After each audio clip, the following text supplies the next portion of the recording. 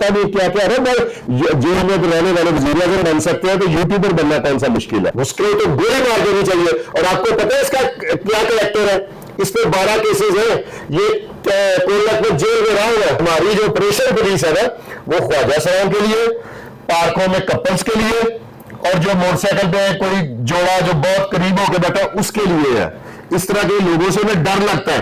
आज SHO समनाबाद जौन से है ना, उनके पैरों के नीचे से जमीन निकल गई। जब मैंने दरखास्त दी, ये 1000-2000 के लिए पकड़ लेते हैं ना। ये जो नहर पे ख्वाजा सराग खड़े हुए हैं, इनको रात को पुलिस क्यों पकड़ती है?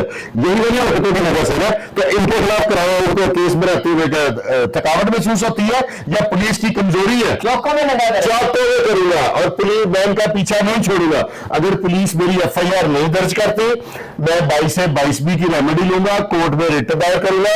आफ्टर दैट मैं अपना केस रजिस्टर करवा के रहूंगा। मैं इनका पीछा नहीं छोड़ूंगा।